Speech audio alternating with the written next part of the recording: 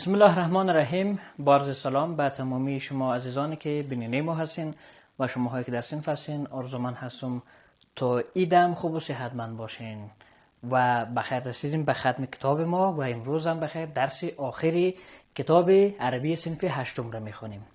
خب شاگردان عزیز، درس ما در اخیر است. خدا کنه که از کتاب صنف هشتم چیزهای زیاد را یاد گرفته باشین، کلمه های جدید را یاد گرفته باشین، قواعد دستور زبان عربی را خوبتر یاد گرفته باشین و بخیر آماده شوین که در صنف نهم با موفقیت و با یک اراده قوی درس را آغاز بکنین.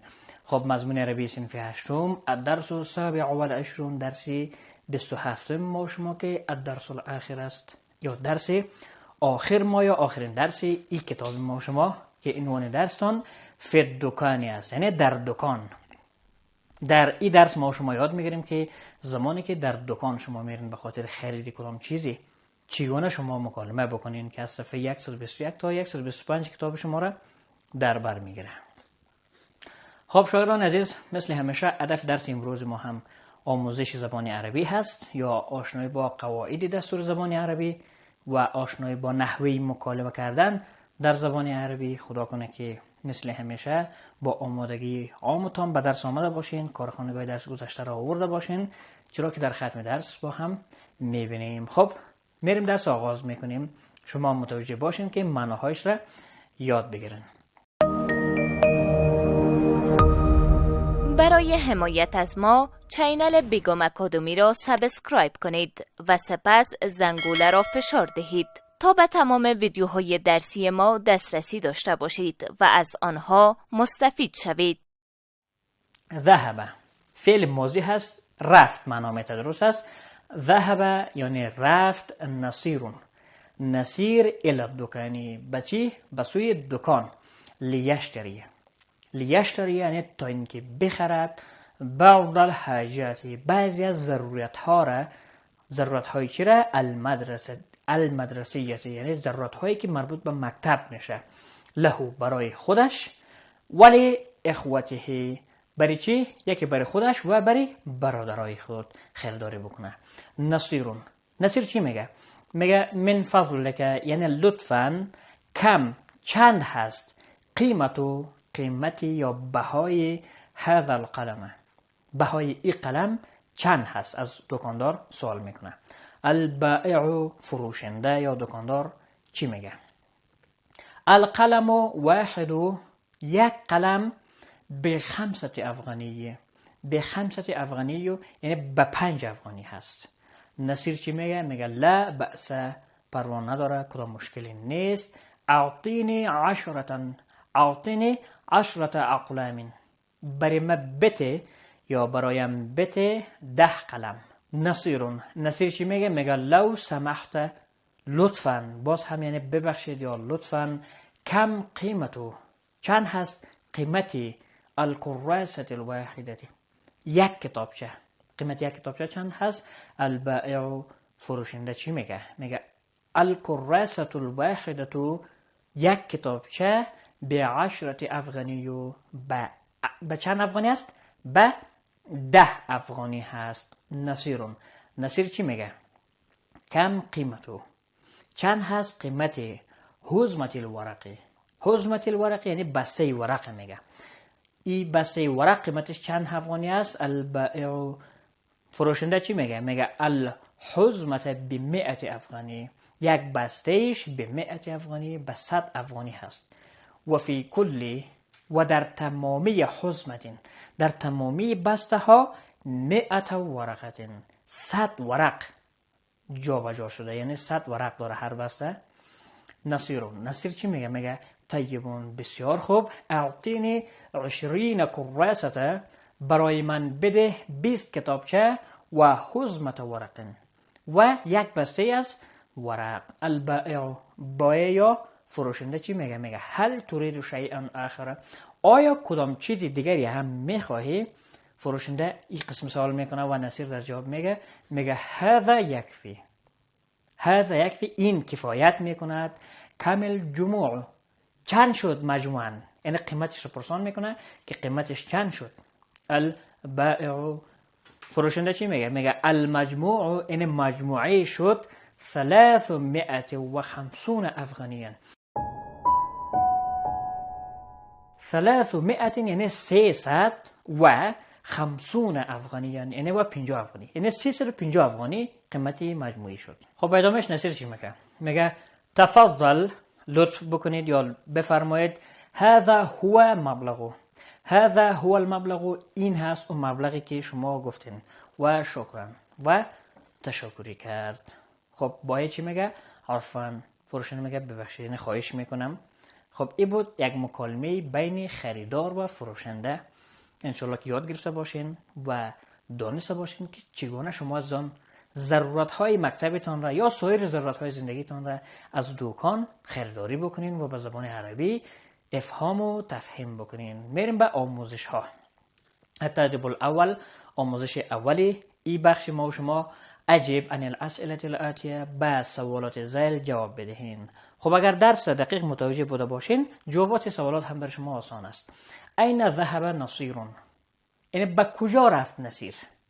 خب در جواب میگیم ذهب نصیر الی الدکان، نصیر رفت به سوی چی؟ دکان. به این ترتیب سوالات دیگر هم من فقط بر شما معنا میکنم، شما در خانه باز جواباتش را نوشته بکنین. ماذا یفعل نصیر هناک؟ نصیر در آنجا مصروفی چی موضوع بود؟ درست است؟ کم قلما اشترى نصیر، چند قلم را خریداری کرد نصیر؟ کم قیمت الکراسه الواحده، قیمت یک کتابچه چقدر بود؟ کم حزمه الورقه اشترى نصیر، بسته ورقی را که خریداری کرده بود نصیر چند بود؟ یعنی چند خریداری کرد؟ کم ورقه فی الحزمه واحده، در یک بسته چند ورق بود؟ به این ترتیب شاگردان عزیز شما جواباتش رو در خانه با استفاده از درستان نوشته بکنین. در قسمت درس ما شما در آخرین درس کتاب عربی صنف 8 قواعد دستوری داریم ما شما که عدد و انواعش رو امروز آشنا میشیم. عدد شاگردان عزیز به دو قسم است. در زبان عربی شما اگر در مورد عدد صحبت میکنین یه عدد به دو نوع هست. یک عدد اصلی داریم ما شما که عددی است که به مقدار و کمیت اشیاء قابل شمارش دلالت میکنه، یعنی مقدار و کمیت اشیایی که قابل شمارش باشه. مثلا شما فرض بکنید تعداد از گوسفند ها را حساب میکنید یا تعداد از کتابچه ها را حساب میکنید، تعداد از چوکی ها را حساب میکنید، میگیم 1 2 3 4. اینا چی هستن؟ اینا اعداد اصلی هستن و هر چقدر که مثلا شما استفاده بکنین. اما دسته بعدیش عدد ترتیبی است که عدد ترتیبی عددی است که به مرتبه اشیاء دلالت میکنه، یعنی موقف یا مقام و مرتبه رو نشان میده. مانند یکم، دوم، سوم، چهارم. احمد چندم نمره شدی؟ میگه هفتم نمره شدم. نفر چندم هستی؟ نفر 20. اینا رو میگه عدد چی؟ ترتیبی. خب معدود چی رو میگه؟ بعد از دانستن عدد ما شما معدود باید بشناسیم. معدود شاگردان عزیز اسمی است که بعد از عدد در یک جمله می. وقتی شما یک عدد ذکر میکنین و بعداً یک اسم را میارین، اونو اسم را چی میگیم؟ اسمی معدود میگیم ما شما. مانند چی؟ نجح 3 طلاب، کامیاب شد 3 شاگرد. ببینین 3 هست و بعد از 3 شما طلاب ببینین اسم است. پس این طلاب چی است؟ اسمی معدود است. اسمی است که مثلا به عدد ارائه شده یا چگونگیش حالتش به عدد بیان شده. خب هرگاه معدود ما شما مذکر باشه، معدود اگر مذکر باشه عدد را که ذکر میکنین باید مؤنث ذکر شود و مثلا از عدد 3 تا به عدد 10 معدودشان جمع است. درست است؟ معدودشان بر علاوه که جمع هست بعد از چی است؟ مجرور هم است، یعنی در اخیر خود علامت جر داره یا دو زیر، درست است؟ یا دو کسره داره. این بود قواعد دستوری درس امروز ما شما. در قسمت تدریبات بیشتر آشنا میشیم. خب متوجه باشیم در آموزش دوم گفته اقرأ العبارات الاتیه، عبارات های ذیل شما میگه بخونین، ثم سپس چی بکنین؟ اکتبها فی کراساتک، نوشتهشون بکنین در کتابچه هایتان. در این بخش ما شما را متوجه عدد و معدود میسازه. منظوری این تدریب ما شما آشنایی با عدد و معدود است که قبلا بر شما از آن تعریف کردم. ببینین المعدود المذکر، معدود مذکر شما ببینین و معدود مؤنث، این هر دوش پالو در پالو آمده بر شما میخوانم و شما تفاوت را متوجه باشین. مثلا 3، ببینین 3 معدود چی است؟ 3 کتب. به همین ترتیب مثلا 8 مقاعد درست است، یا مثلا معدودی که مذکر هست، کتب مذکر هست، مقاعد مذکر هست، تلاميذ مذکر هست. به همین ترتیب باز عددی که ذکر میشه به حالت مؤنث ذکر میشه. اما بریم به معدود مؤنث. 7 درجات. ببینید 7 خود عدد به حالت مذکر بیان شده، اما درجات که اسمی که است به حالت مؤنث آمده، پس این میشه معدود مؤنث. یعنی در کل شما اگر عدد را به حالت مذکر ذکر میکنین باید اسم مؤنث بیاید، اگر اسم مؤنث ذکر میکنین عدد باید مذکر بیاید. این بود آشنایی با عدد و معدود.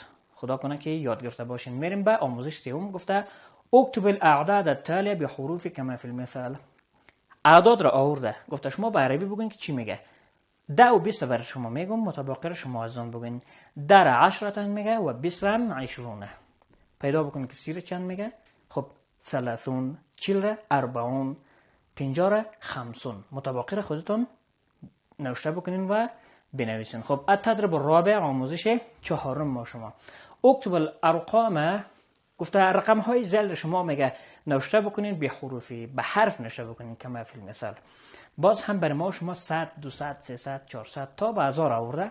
یک تعدادش رو ساخته و یک دو تاشو کمک میکنه برای شما متباقی رو در خانه شما بسازین.